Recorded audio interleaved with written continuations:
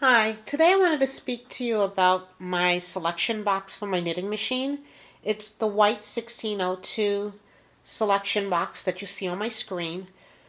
There was a couple of things that I've done in the past. I've actually received this box and the knitting machine that comes along with it as a gift 2 years ago. Unfortunately, due to many things, I was too busy to play around with it other than replacing the flimsy belt that exists inside this box. So to get started, there's a couple of things you may need, and you'll only be able to determine that once you open the box. If this box received any kind of sudden impact, you may discover things are broken inside or things are just missing. So I wanted to cover a couple of things that I found inside my selection box. One of the things I uncovered was that the connectors were not connected to the actual card inside the box. The connectors themselves had loose wires that were not functioning, that were not connected. So I knew immediately I was going to need a solder, and I went out to Home Depot. You can also go to Walmart, you can go to Lowe's, you can go to Ace Hardware, you can go anywhere where they normally carry soldering irons. You can even go to Radio Shack, they also carry them. And you can find a simple, cheap, doesn't have to be an expensive solder. It can be the smallest one you can find. And in addition to that, you're going to need electrical solder. It is very important that you buy separately from the soldering iron a electrical solder. The reason why you want to make sure that it's electrical solder is so that when you solder, not all metals are electrical conducive. So if you happen to use a metal that's not electrical conducive and you are soldering wires to the connectors, it's not going to work. You just wasted your time. So that being said, I lifted the cover off. To get this cover off, you have to flip the machine upside down. There are 7 screws. Some may be hidden with plugs, but there are 7 screws. There is no mistake on the count on that number. So it's very important that you look for it, or you're going to have a broken box when you try to pry it open. So right here, you'll find that this is where the belt is located.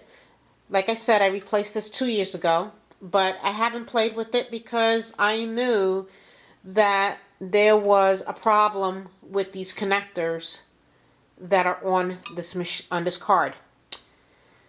This connector here had 2 broken wires. One of the broken wires, which is in the front, in the middle, is the yellow wire. And then at the bottom was a white wire. So I might as well tell you that in addition to that, there is a black wire on top in the front. The front back is green, then it's red, and it is gray. So that's your color sequence. So I soldered these in place, and then I also resecured some of the other wires because this is old.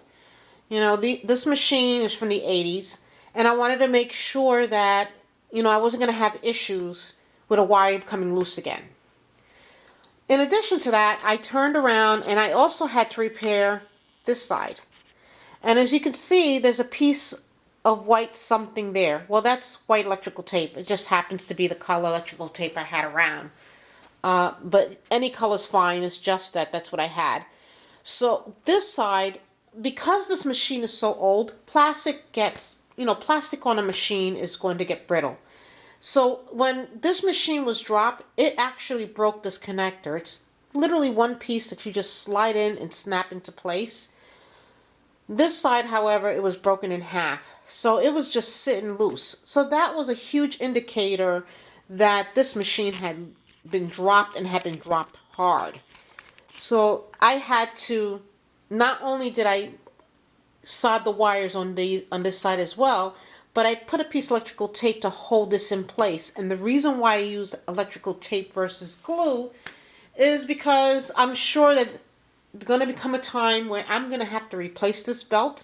And I don't want to have to deal with the fact that I've used glue on this side, on the connector itself, and then it breaks. And, glue is another chemical. I don't want to add any additional chemicals that's really not needed on the card. I just don't want the plastic to fall apart. So after I finish connecting these, I also grabbed some rubbing alcohol, which you can find here in the U.S. at local supermarkets, local discount stores such as Walmart, Target, just to name a couple. And there you can just purchase it. It's very cheap. It's less than $1. Last but not least, you need some cotton swabs. And the reason why you want the cotton swabs is because you're going to dip this in a little bit of alcohol. You're going to squeeze out any excess liquid you have on this very well, because you just want it to be damp. And then you're going to take it and you're going to wipe down where the connectors go before you plug the connectors onto the card. The reason why you're doing this is that this machine, again, is old. You don't know where it was stored, what kind of dust is on there. Copper itself is very dirty. It creates some kind of corrosion on it. So you want to wipe off all the extra gook off of it to ensure that your connector is going to connect fine with the card.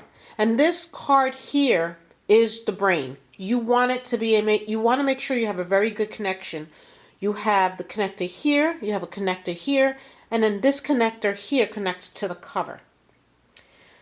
Another thing that you want to make sure before you put on the cover is that the belt is functioning fine. So I just take this handle back here, and this connects actually to the knitting bed itself.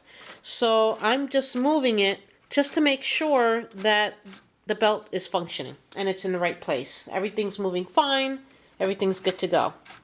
It doesn't matter where you stop, because when you go to hook up this machine to your the selection box to your knitting machine, you should have either a user guide or there's videos on YouTube that you can watch that will actually assist you in setting up the selection box to your knitting machine. So one more last thing that I need to cover before you place the cover on there, and that is this button here. This button here is actually the button that's right here. I didn't realize at first that this button wasn't working because the machine's not working. So I didn't bother to worry about it because I was more worried about the belt. Well, the reason why it wasn't working is that this piece here was snapped down, and I needed to snap it up. So I need to make sure that it's in the neutral position. So I make sure by snapping it back and forth to that's first, that's third, because I just missed a step, and that's second. So there's a knob on top of here that goes inside here. Okay? It needs to go in there. So to make sure that it connects, obviously if I put the cover on right now, it's not going to connect. And the reason why is because this is too far down.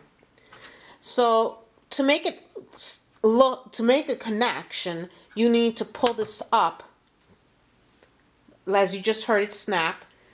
It snaps into place, and there should be a connection now that can connect to this cover. So that when I go to replace the cover, and it takes a bit of work to get it on, but once you get it on, you should notice, make sure that's done right.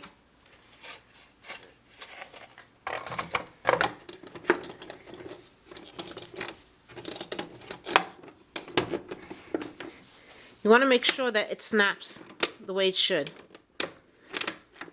And based on what you pick, you should see this knob turning here.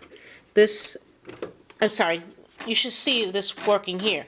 If it's in a neutral, you're not going to see anything turn here.